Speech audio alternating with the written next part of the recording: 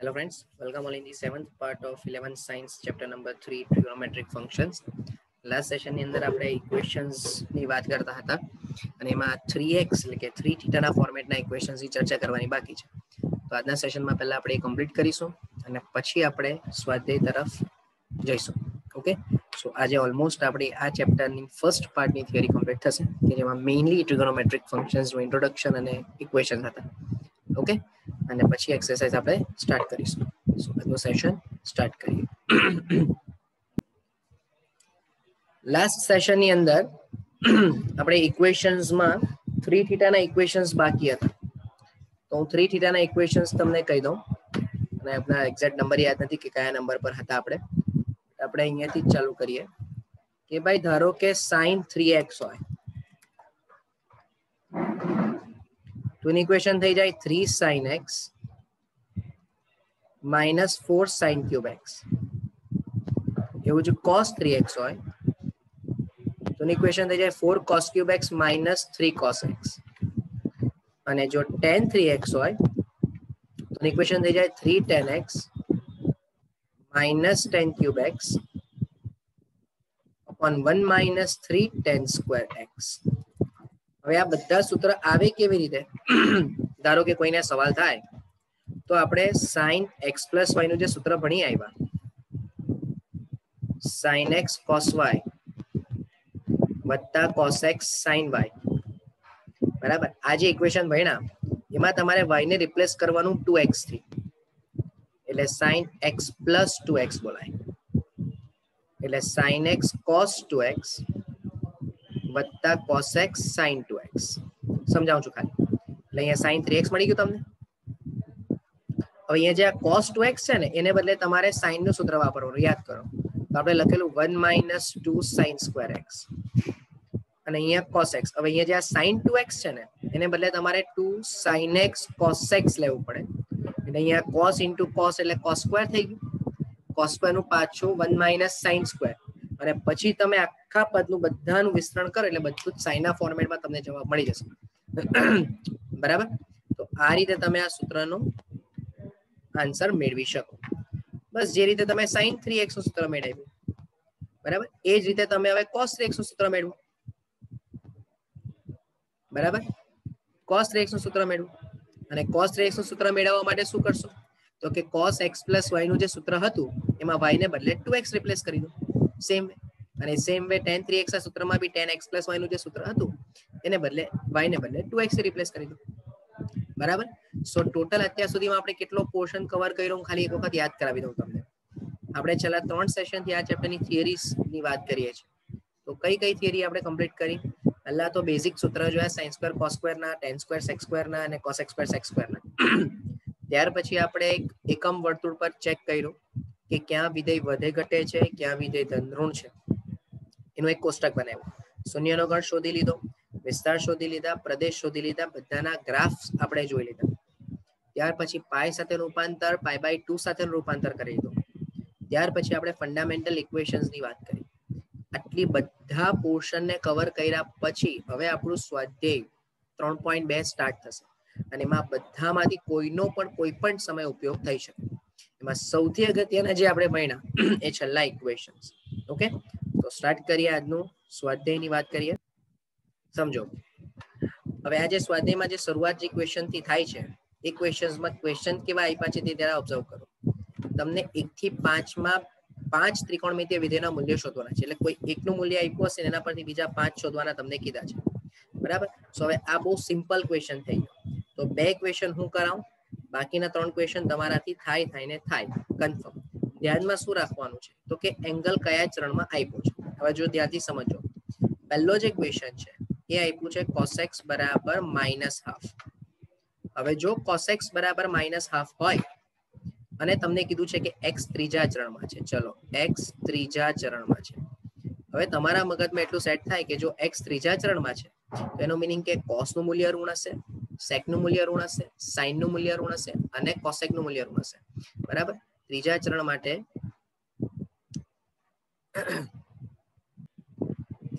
માટે અહીંયા all S આ નિયમ યાદ આપણે રાખી લઈશું કે ભાઈ ઓલ એસ ટી અને સી, એટલે કે પહેલા ચરણમાં બધા જ મૂલ્ય ધન, બીજા ચરણની અંદર સાઇન અને કોસેક ધન, ત્રીજા ચરણની અંદર ટેન કોટ ધન, અને ચોથા ચરણની અંદર કોસ અને સેક ધન. સમજો હવે કોસેક્સ બરાબર માઇનસ હાફ છે, ધેટ મીન્સ સમજો. તો હવે સૌથી પહેલું હું સૂત્ર વાપરું, મને ખબર છે કે sin x સ્ક્વેર x બરાબર 1 માઇનસ કોસ સ્ક્વેર એક્સ, તો 1 માઇનસ માઇનસ 1/2 નો સ્ક્વેર, તો 1 માઇનસ 1/4, એટલે ટૂંકમાં sin સ્ક્વેર એક્સ બરાબર 3/4 આવ્યું. હવે જો sin સ્ક્વેર એક્સ બરાબર 3/4 આવ્યું હોય તો sin x ની વેલ્યુ તમને પ્લસ ઓર માઇનસ √3/2 મળે. Most important, plus or minus આવી તો હવે સર પ્લસ લઈએ કે માઇનસ લઈએ, તો ચેક કર તને x ખૂણો કયા ચરણમાં આપ્યો છે? ત્રીજા ચરણ. ત્રીજા ચરણમાં તારા સાઇન નું મૂલ્ય ઋણ, અને જો સાઇન નું મૂલ્ય ઋણ તો માત્ર ને માત્ર શું શક્ય બનશે? તો કે માઇનસ ની જ નિશાની શક્ય બનશે. બરાબર છે, એટલે આ પહેલું ત્રિકોણમિતિય વિધેય આવી ગયું. ચાલો હવે કોસેક થીટા મેળવી લઈએ. 1/sin, જો કોસેક સાઇન ઋણ તો કોસેક બી ઋણ, એટલે જવાબ -2/√3. હોપ આ વસ્તુ સમજમાં આવી ગયો હોય. સેક એક્સ મેળવી લો. ચાલો તો સેક એક્સ એટલે આપણને ખબર જ છે 1/cos થાય. હવે cos ની વેલ્યુ -1/2 હતી જ, તો એનો વ્યસ્ત કરવાથી -2, ને એ પણ કેવી હશે? ઋણ કિંમત જ હશે. ચલો સેક મળી ગયો. tan મેળવી લઈએ. તો tan x બરાબર આપણને ખબર છે sin x by cos x, તો -√3/2 upon -1/2, એટલે tan x નો જવાબ તમને +√3. બટ ઓબ્વિયસ છે, ત્રીજું ચરણ છે ભાઈ, ત્રીજામાં tan ઓલરેડી ધન જ હોય. બરાબર, અને જો tan ધન તો કમ્પલસરી કોટ પણ શું થશે? ધન જ થશે. તો આ 1/tan x થયું, તો એનો મીનિંગ કે 1/√3. ઓકે, સો પહેલો ક્વેશ્ચન તમને ખ્યાલ આવી ગયો હોય હોપફુલી. બરાબર છે, કોઈ પણ એક જગ્યાએ ટ્રિગોનોમેટ્રિક ઇક્વેશન્સ તમારે યુઝ કરી લેવા. ચાલો બીજા નંબરમાં છે sin x બરાબર 3/5. જોજો નંબર 2, sin x બરાબર 3/5, અને તમને કીધું છે કે x બીજા ચરણમાં છે. ભાઈ અહીંયા જે રીતે તમને ક્વોડ્રન્ટની કન્ડિશન આપી હશે ને એના જ અકોર્ડિંગ તમારા ત્રિકોણમિતિય વિધેયો પણ ગોઠવાયા હશે. જેમ કે sin બીજા ચરણમાં ધન છે. બરાબર છે, તો આપણે આના પરથી સૌથી પહેલું એક કામ કરી લઈએ ને, cosec શોધી લઈએ. બોલો તો cosec x બરાબર 1/sin, એનો મીનિંગ કે 5/3 વ્યસ્ત લઈ લઈએ. ચલો હવે આપણે શોધી લઈએ cos સ્ક્વેર x. આપણને બધાને જ ખબર છે કે એનો જવાબ 1 - sin સ્ક્વેર x થાય. તો 1 - 9/25, તો 16/25. તો cos x બરાબર શું થશે? +or -4/5. પણ પાછો સવાલ કે સર x તો બીજા ચરણમાં છે, બીજા ચરણમાં cos ઋણ, તો પ્લસ અને માઇનસ માંથી કઈ સાઇન પિક્ચરમાં આવશે? માત્ર ને માત્ર માઇનસ ની સાઇન પિક્ચરમાં આવશે. તો જો cos ની વેલ્યુ મળી ગઈ તો sec x ની વેલ્યુ પણ મળી જાય 1/cos કરીને. એનો મીનિંગ કે જવાબ -5/4. ચલો tan x શોધી લઈએ. tan x એટલે sin x by cos x, તો 3/5 અને -4/5, એટલે જવાબ તમને -3/4 મળી જશે, કારણ કે બીજું ચરણ છે. અને જો tan મળી જાય તો બટ ઓબ્વિયસ છે કે cot પણ મળી જાય, તો જવાબ -4/3. હોપ કે આ પણ પોઈન્ટ સમજમાં આવ્યો હોય. બહુ સિમ્પલ છે, આવું કદાચ તમે 10 બી કરીને આવ્યા હોય. બટ પ્રોબ્લેમ શું છે કે ચરણમાં તમને ખ્યાલ આવવો જોઈએ, જે ઓલરેડી આપણે ટેબલ બનાવી દીધું છે. રાઈટ, આના પહેલાના સેશનને તમે જોજો એક વખત. ટેબલ આપણે કમ્પ્લીટ કર્યું છે એક્સપ્લેનેશન સાથે, કે ક્યાં વધે છે, ક્યાં ઘટે છે, ને કેવી રીતે બીજા વિષય પર એની ઇફેક્ટ થાય છે. ઓકે, ચલો એક ત્રીજા નંબરનો હું કરાવી દઉં, પછીના બે તમે જાતે કરજો. ચાલો 3 નંબરમાં છે કોટેક્સ આપ્યું છે ભાઈ. કોટેક્સ બરાબર 3/4 ને x ત્રીજા ચરણમાં કીધું છે. હવે સમજો, ત્રીજું ચરણ છે એટલે જ કોટની વેલ્યુ ધન આપી છે તમને. બરાબર, મેં તમને પહેલા કીધું કોઈ એક ટ્રિગોનોમેટ્રિક ઇક્વેશન યુઝ કરી જ લેવાનું. તો આપણને ખબર છે કે cosec સ્ક્વેર x બરાબર 1 + cot સ્ક્વેર x થાય, એટલે 1 + 9/16, એટલે 25/16. તો ક્લિયર છે કે cosec x નું મૂલ્ય શું આવશે? પ્લસ ઓર માઇનસ આવે ને, પણ માઇનસ જ લેવું પડે. કેમ? કારણ કે ત્રીજું ચરણ છે. જો કોસેક મળી ગયો તો ક્લિયર છે કે હવે આના પરથી તમને sin x મળી જશે. બરાબર છે. sin x કેવી રીતે મળશે? તો કે 1 / cosec x લઈ લો તો -4/5 આના પરથી sin મળી ગયો. ચલો હવે sin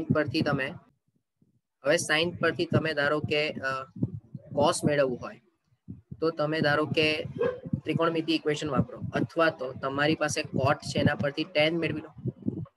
tan એટલે 1/cot x છે અને cot ની કિંમત તમને કેટલી આપી હતી? જસ્ટ અ મિનિટ, એક વખત ચેક કરી લઈએ. cot ની કિંમત તમને આપી હતી 3/4, તો એના પરથી તમને tan મળી જાય 4/3. ધન જ આવશે, ત્રીજું ચરણ છે એટલે. બરાબર, એટલે 4/3 તમને મળી જ જશે. ચાલો તો હવે તમે સૂત્ર શું વાપરશો કે જો tan x બરાબર sin/cos, જો તમારે ત્રિકોણમિતિય ઇક્વેશન નથી વાપરવું તો આની વાત છે, તો cos x ની કિંમત થઈ જશે sin x / tan x. તો sin x into cot x પણ લખી શકાય. જો આ બધા વેરિએશન્સ તમે ધ્યાન રાખો તો વેલ એન્ડ ગુડ. બરાબર છે.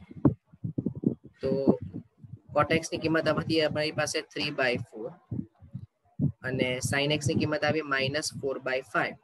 એના પરથી તમને cos ની કિંમત મળી જશે -3/5 અને cos મળી ગયું તો એના પરથી sec x પણ મળી જશે. તો માટે sec x બરાબર 1/cos તો -5/3. ઓકે, સો બહુ સિમ્પલ જ છે ભાઈ. બરાબર. સો હવે કમ્પલસરી તમારાથી 4th નંબરનો ક્વેશ્ચન થાય. બરાબર, એક ઇક્વેશન પરથી તમને કમ્પલસરી એક ટ્રિગોનોમેટ્રિક ઇક્વેશનનો યુટિલાઇઝ કરવો જ પડશે. બરાબર, કારણ કે આપણી પાસે 6 વિધેય છે, sin cos tan cos sec cosec, ને બધાના બે ના એકબીજાના સાથેના રિલેશન ખબર છે. ઓકે, ચાલો બહુ ધ્યાનથી સમજજો. હવેનો ક્વેશ્ચન તમારા માટે અગત્યનો. હવે આ જે બધા ક્વેશ્ચન્સ આપણે જોયા ને ભાઈ, એ ક્વેશ્ચન્સ માટે તમારી પાસે પાઈ સાથે ને π/2 સાથેનું રૂપાંતર તમને ક્લિયર હોવું જોઈએ પહેલા. જેમ કે નંબર 6 ની અંદર છે, ધારો કે થીટા બરાબર sin 765 ડિગ્રી. ચાલો હવે જરા ધ્યાનથી સમજો. વેરિએશન્સ આમાં ઘણા બધા આવશે, કારણ કે ક્યારે કોની સાથેનું કેવી રીતનું કન્વર્ઝન કરવું એ તમને ક્લિયર હોવું જોઈએ. સમજો એટલે હું સૌથી પહેલા તો એમ કહું કે આ જે 765 છે, બરાબર, એને તમે 720 + 45 આવું લખી શકો. સી આમાં બહુ બધા કન્વર્ઝન થાય, π/2 સાથે બી થાય, પાઈ સાથે બી થાય, ડિપેન્ડ કરે તમે કોની સાથે કન્વર્ઝન કરવા માંગો છો. તો પહેલું 720 + 45 લખી શકો. તમને 10મા ધોરણમાં બી તમને ખબર છે કે તમારી પાસે ત્રિકોણમિતિની કઈ કઈ કિંમતો શક્ય હતી ખબર છે, તો કે 0 ડિગ્રી, 30 ડિગ્રી, 45 ડિગ્રી, 60 ડિગ્રી ને 90 ડિગ્રી. બરાબર, એ ટેબલ આપણે બનાવ્યું નથી, બટ મને ખબર છે કે તમને ખ્યાલ હશે જ.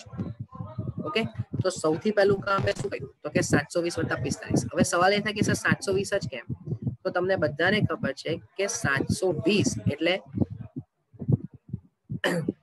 જસ્ટ અ મિનિટ, 720 એટલે 180 × 4. સમજો, એટલે 180 × 4 + 45. તો તમે અહીંયા sin 4π + 45 એટલે π/4 રેડિયનમાં લખી શકો ભાઈ તમે. સમજો, તમને ડિગ્રીમાં આપેલું હતું, ડિગ્રી પરથી મેં ડાયરેક્ટ રેડિયન લખી દીધું. હવે તમે ડિગ્રી પરથી રેડિયન ને રેડિયન પરથી ડિગ્રી ડાયરેક્ટ લખી શકો, ને તે પણ એવા કેસમાં કે જ્યારે પરફેક્ટ એંગલ જ હોય તો તમને ખ્યાલ આવી જશે. તો 18 × 72 એટલે 4π થઈ ગયું. હવે વિચારો 4π પ્લસ, તો તમારા માઇન્ડમાં શું સેટ થવું જોઈએ કે 4π ક્યાં આવે, તો કે અહીંયા 4π આવે. 4π પ્લસ એટલે કયું ચરણ, તો કે પહેલું ચરણ. પહેલા ચરણમાં સાઇન ધન, એટલે જે બી જવાબ હશે તે ધનમાં જશે, પ્લસ જ હશે.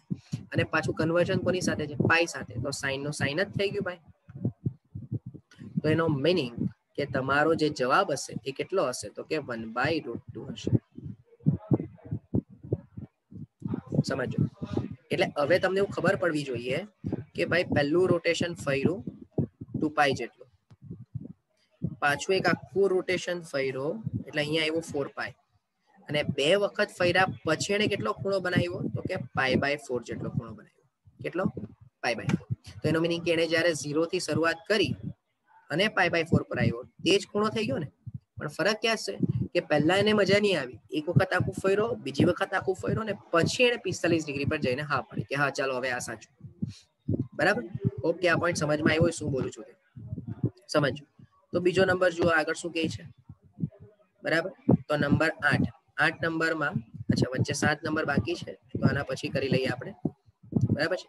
8 નંબરમાં છે 19π/3. સમજો નંબર 8 x બરાબર 10 19π/3. ચલો હવે આ તો મેં તમને ઓલરેડી કીધેલું હતું. શું કરશો બોલો? પહેલા તો 19 ની નજીક 3 વડે વિભાજ્ય એટલે 18π + π હોલ ડિવાઇડેડ બાય 3. તો તમે અહીંયા કહેશો 10 6π પ્લસ π/3. બોલો 6π પ્લસ, પાછું દિમાગમાં વાગે 6π પ્લસ એટલે અહીંયા હોય પ્લસ એટલે પહેલું ચરણ, બરાબર. આપણે સાથે જ લખતા જઈએ કેમ સમજો. અહીંયા 6π હોય, 6π પ્લસ એટલે પહેલા ચરણમાં જ જવાનું ને અહીંયા π/3 બનાવે, એનો મીનિંગ કે 10π/3 થશે. અને જો 10π/3 હોય તો 60 ડિગ્રીનું મૂલ્ય π/3 એટલે 60 ડિગ્રી, તો 10 60 ડિગ્રીનું મૂલ્ય કેટલું છે ભાઈ? √3 છે, બરાબર. હું એ પોઈન્ટ સમજીને ચાલુ છું કે તમને 30 ડિગ્રી 45 ડિગ્રી 60 ડિગ્રી ને 90 ડિગ્રીના મૂલ્ય ખબર જ છે. ઓકે, ચાલો હવે છે ને ભાઈ 7 નંબર અને 10 નંબર. તો 7 નંબર અને 10 નંબરમાં માઇનસ છે. હવે માઇનસ માટે મારે તમને એક થિયરી કરાવવી પડે જેમાં છે યુગ્મ અયુગ્મ વિધેય. તો હું ખાલી તમને થિયરી કરાવી દઉં કે ભાઈ યુગ્મ અયુગ્મ એ કદાચ આપણે ચર્ચા કરવાની બાકી રહી ગઈ. સમજો, બહુ ધ્યાનથી સમજો. હા, યુગ્મ અયુગ્મ થિયરી શું કહેવા માંગે છે? ઓકે, વિધેય y બરાબર fx માટે જો f of -x બરાબર -fx થાય નંબર 1, તો fx ને અયુગ્મ વિધેય કહેવાય. બહુ ધ્યાનથી સમજો હા ભાઈ. અને બીજું કે જો f of -x બરાબર fx હોય તો fx ને યુગ્મ વિધેય કહેવાય. હવે મોસ્ટ ઇમ્પોર્ટન્ટ સ્ટેટમેન્ટ લખું છું, સમજો. અયુગ્મ વિધેયનો આલેખ, અયુગ્મ વિધેયનો આલેખ y બરાબર x રેખાને સાપેક્ષ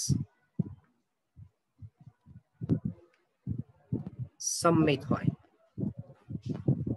જ્યારે યુગ્મ વિધેયનો આલેખ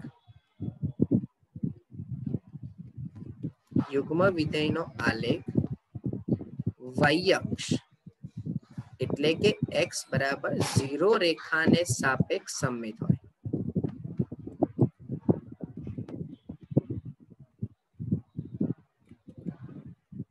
એટલે કહેવાનો મીનિંગ શું છે? પહેલા હું એક એક્ઝામ્પલ આપું, બહુ ધ્યાનથી સમજો. ધારો કે fx બરાબર x² વિચારો. તમે x ને બદલે -x મૂકો તો -x² નો વર્ગ કરો એટલે x² જ થવાનું. તો એનો મીનિંગ શું થયો ભાઈ તમને? કે -x મૂકવાથી પણ તમને જવાબ તો fx જ મળ્યો. તો એનો મીનિંગ કે આ જે વિધેય છે તે કેવું વિધેય છે ભાઈ? યુગ્મ વિધેય થાય. કેવું વિધેય થાય ભાઈ? યુગ્મ વિધેય. હવે જરા સમજો હા. જો હું આ y બરાબર x² નો ગ્રાફ વિચારું, બહુ ધ્યાનથી સમજો, તો એનો કઈ ગ્રાફ આવો આવે. પહેલા બેઝિક અન્ડરસ્ટેન્ડિંગ સમજી લઈએ, પછી સમજાવું કે સાઇન કોસ ની સાથે શું એનું રિલેશન છે. તો જો આ તમારો ગ્રાફ આવ્યો x², આ રેખા કહેવાય x બરાબર 0. આપણને બધાને જ ખબર છે કે આ y અક્ષ છે. તો હવે હું એમ સમજાવું કે ધારો કે તમે આ x બરાબર 0 થી કોઈક ચોક્કસ અંતર જમણી બાજુ જાઓ, ધારો કે a જેટલું અંતર જમણી બાજુ ગયા અને એટલું જ અંતર તમે ડાબી બાજુ જાઓ, તો અહીંયા ગાડી આ પોઈન્ટ પર તમારા વિધેયનો જવાબ હોય f of a. અને આ પોઈન્ટ પર તમે a જેટલું અંતર ડાબી બાજુ ગયા પણ ઋણ x દિશામાં ગયા એટલે બિંદુ કયું થશે? -a0 થશે. અહીંયા a0 થશે. તો આ પોઈન્ટ પર વિધેયનો જવાબ થઈ જાય -f of a. પણ તમને એવું ખબર હશે કે જો શેપ સમમિત એટલે જેવો ભાગ જમણી બાજુ છે એવો જ ભાગ ડાબી બાજુ છે. સમજો, તો જેવો ભાગ જમણી બાજુ એવો જ ભાગ ડાબી બાજુ. તો જેટલું અંતર તમે જમણી બાજુ ખસો છો એટલું જ અંતર તમે ડાબી બાજુ ખસશો તો પણ બંનેનો જવાબ તો કેવો થવાનો ભાઈ? સેમ જ થવાનો. અને સેમ થવાનો એટલે આપણે લખીએ છીએ કે f of -a બરાબર f of a. અને વ્યાપક રીતે કોઈ પણ પોઈન્ટ હોય તો એને ચલના સ્વરૂપમાં લખવું હોય તો તમે શું વડે કોના વડે દર્શાવો છો? x વડે દર્શાવો છો. અને એટલે મેં અહીંયા લખ્યું છે કે f of -x બરાબર સોરી પ્લસ fx.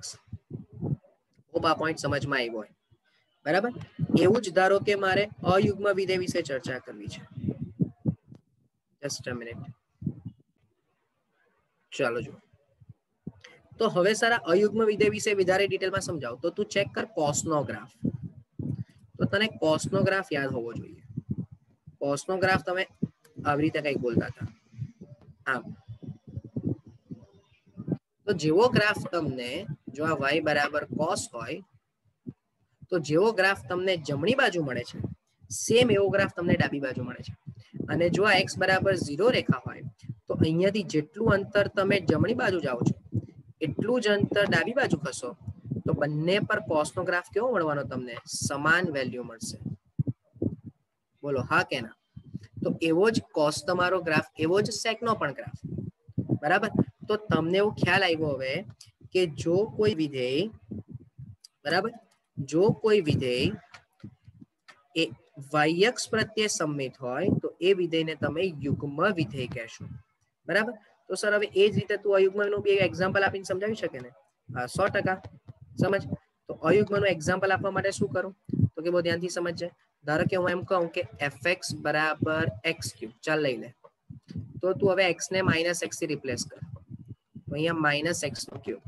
બોલો -x3 એટલે -x3 થશે. તો માટે તને f of -x બરાબર માઇનસ સાઇન આગળ અને fx મળશે ને? બરાબર સર. એટલે ચાલજો એટલે કે તું x3 નો ગ્રાફ વિચાર. આવો x3 નો ગ્રાફ હોય તો હવે અહીંયાથી જેટલું અંતર તું જમણી બાજુ ખસે, ધારો કે તું 0 પર આવ, 2 પર આવ, એટલું જ અંતર તું ડાબી બાજુ જા, ધારો કે -2 પર જા, તો 2 પર જે તને જવાબ મળશે અને અહીંયા -2 પર જે જવાબ મળશે એ બંનેના મૂલ્ય સેમ. કે f of 2 પર એટલે x બરાબર 2 મૂકતો જવાબ 8 અને f of -2 પર એટલે કે -2 મૂકતો જવાબ -8. સમજ્જે બહુ ધ્યાનથી કે જમણી બાજુ જેટલું અંતર જાય છે એટલું જ અંતર ડાબી બાજુ જશે તો બંનેના મૂલ્ય સમાન, પણ બંનેની નિશાની કેવી આવી ભાઈ? વિરુદ્ધ આવી. એટલે જેટલું અંતર તું જમણી બાજુ ખઈશો એટલું જ અંતર તું ડાબી બાજુ ખસે તો બંનેના મૂલ્ય સેમ પણ નિશાની વિરુદ્ધ. એટલે કે સાઈન નો ગ્રાફ વિચાર. સાઈન નો ગ્રાફ વિચાર. સાઈન નો ગ્રાફ તું આ રીતે બોલે છે ભાઈ. તો જેટલું અંતર તું અહીંયાથી જમણી બાજુ π/2 પર જઈને વિચાર અને જેટલું અંતર ડાબી બાજુ ધારો કે -π/2 પર જઈને વિચાર તો π/2 પર તને જવાબ 1 મળશે, જ્યારે -π/2 પર જવાબ તને -1 મળશે. સમજમાં આવે? એટલે અહીંયા આપણે એક નોંધ લખી દઈએ મોસ્ટ ઇમ્પોર્ટન્ટ કે sin x cosec x cot x અને tan x અયુગ્મ વિધેયો થાય. બરાબર. જ્યારે sec x એટલે કે cos x અને sec x યુગ્મ વિધેય છે. કેવા વિધેય છે? યુગ્મ વિધેય છે.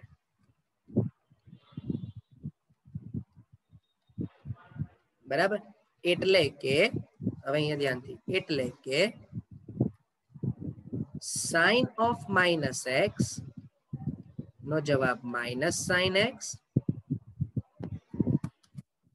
cosec of -x નો જવાબ -cosec x, tan of -x નો જવાબ -tan x, cot of -x નો જવાબ -cot x, જ્યારે cos of -x નો જવાબ પ્લસ માં જ આવશે અને sec of -x નો જવાબ પણ પ્લસ માં જ આવશે. મોસ્ટ ઇમ્પોર્ટન્ટ પોઈન્ટ ની ચર્ચા કરી છે ભાઈ. સમજો. બરાબર છે. તો આજના સેશન પર આટલું રાખીએ. આજે 2 ક્વેશ્ચન પેન્ડિંગ છે એને નેક્સ્ટ સેશનમાં સમજીને ચેક કરીશું કે શું કહેવા માંગે છે વધારે ડિટેલમાં, કારણ કે અહીંયા માઇનસ વાળો પોઈન્ટ આવ્યો. ઓકે. ફરીથી એક વખત વિડીયોને તમે રિવાઇઝ કરીને જોજો તો વધારે ક્લિયર થશે કે શું કહેવા માંગુ છું. કોસના ગ્રાફનું પણ મેં જે પ્લોટ કરેલો તેને પણ ધ્યાનથી સમજજો, બરાબર છે. અને બે એક્ઝામ્પલ પણ મેં આપ્યા છે કે યુગ્મને કેવી રીતે જસ્ટિફાઈ કરી શકાય. Okay, so thank you from my side.